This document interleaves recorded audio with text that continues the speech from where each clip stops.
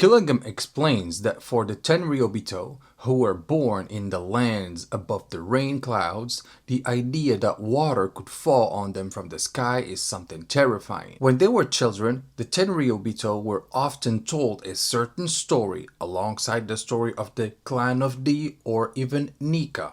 That frightened story spoke of a monstrous rain deity who lived in the lower world and covered people's heads with water.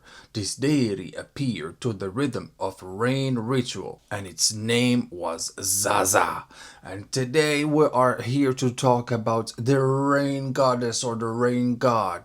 Zaza, because we don't know the gender yet, and we don't even know if the real picture that we already have of Zaza is actually the real one. So let's check all of it in this video. Hang on tight with your boy and let's go for the video. And so Zaza lately in the chapters of Elbaf just appeared from Killingham's nightmares, and it's basically Killingham's biggest nightmare that he could invoke into reality now.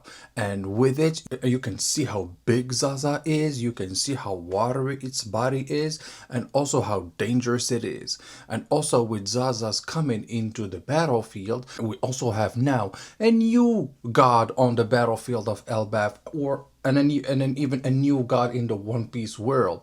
And now we are left with Imu, the devil in basically, Luffy, that's the sun god, followed with now the rain god, and probably, I'm just gonna say what I'm gonna say right now, but maybe Chopper is the forest god. We'll see. But now, let's get a little bit into the mythology or the definitions of what the word even Zaza means, because there's going to be some answers just in the word. So in the Japanese, Zaza is derived from the Japanese phrase for heavy rain or rushing water, reinforcing her role as a natural calamity. In the mythological parallels, it is a god of rain often associated with rituals. Zaza contrasts with the sun god Nika, embodying natural wrath rather than liberation. And then when it comes to the design and the symbolism that it's characterizing, well, it is literally a big translucent four-armed entity filled with water, wearing a veil and a casa-like hat, adorned with rain-like pendant. And just a little fun fact, I was thinking just about this right now. I was like, hey, it's got four arms. What if it's actually related to all of the other tribes that we always hear about? For example, the long legs, the long arms, the two arms, the three eyes, and all of that. Maybe that this goddess is actually related to all of those human beings that look a little bit weird, you know? Then when it comes to the history and the lore, we've got the celestial dragons that completely fear it, because inhabitants of Marijois living above the clouds fear Zaza because she brings rain, meaning floods, to the world below. On Elbaf, we've got a revelation. In chapter 1182, Zaza was summoned as a powerful entity known as an MMA, a nightmare creature created by Saint Gillingham, showcasing immense power by flooding the whole village. And then when it comes to the mythical status, Zaza is categorized alongside Sun God Nika and the clan of D as a major threat to the established world order. And yeah, we can understand that maybe Zaza is on the same level as Luffy or even Imu himself, you know. But something must have happened back in the day, and Zaza actually disappeared for a long time until it will, of course, reappear. And hang on with me tight until the end of the video, because we're going to be, of course, talking about the three possible characters that can actually already be Zaza or will be determined to be Zaza in the future. So check that out with me until the end. And in the beginning, we've got a relationship to Alabasta. The name Zaza is thought to be connected to Alabasta, perhaps originating from historical prayers for rain, linking it to the blue-haired rain-related mythology of the kingdom. And in here, we've got a strong contestant for who Zaza can be. In this case, people are saying, yeah, maybe Vivi is actually going to be Zaza. She is blue hair. She's got blue hair just like Zaza does. per se. We don't know per se, but probably has blue hair because, rain looks like water, looks like blue and all of that. Probably is the case. And so in this, people are saying maybe it's Vivi, because even Vivi was also the one to actually scream at some points on Alabasta, and basically, in a way, it's like she commanded the whole rain to stop for a bit and then continue later. And another fact, Emu is also on the hunt for Vivi.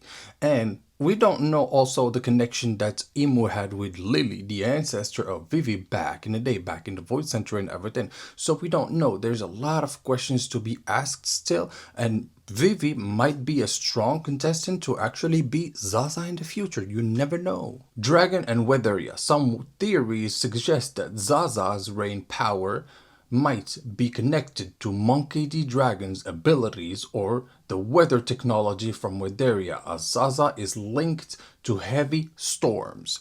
And just in this one, we've got two other contestants in this. We've got Dragon and we've got Nami. Nami, we already know. We already know that she's got a great sense of weather, basically everything that's got to do with navigation and all of that. So at this point, Nami, and we don't know also her family, we don't know her history and all of that. So maybe that Nami, with all the technology she's got from the weather and the fact that she also went to Azaria and all of that she studied over there. After Vivi, that's my number 3. But for my number 1, I'm gonna say that Zaza is probably a dragon. Monkey the dragon is probably Zaza. And dragon, why am I saying this? Let me remind you, from the very beginning, from the very get-go, when we saw the first time Dragon trying to actually save his own son, Luffy, from Smoker actually, well, when he saved him, what happened? There was rain, there was a lot of wind, everything stopped for a sec when he was talking, and you could see the storm that was in there when he was there. At the same time, he also got that tattoo in there. Hey, maybe that's a clue to an old tradition from an old goddess and all of that. Maybe that's a tradition to this old god or this old goddess, Zaza. And the fact that we still don't know what Dragon is capable of, and knowing that he is basically the most wanted person in the whole One Piece world and all of that, I will tell you, I am betting on Dragon being Zaza. You heard it from me. You heard it from your boy. And if actually Dragon is Zaza, the powers of Zaza are going to be absolutely insane. Because to put Zaza as the same kind of god as Emu or even the sun god, like on the same level tier, yeah, damn, the powers that Zaza is going to be having is probably going to be immense. And it can probably neutralize even maybe Luffy and all of that. So that's a theory right there. But if you want me to talk about it, we'll talk about it in another video. But Zaza is the new god that just got introduced in the One Piece world, and hopefully we will see more about Zaza in the next chapters, and I will be updating you guys on all of it in the next video. So hang on tight, don't forget your boys, subscribe to the channel, like this video, and comment down below your own theories about Zaza, and I'll see you in the next one. Peace.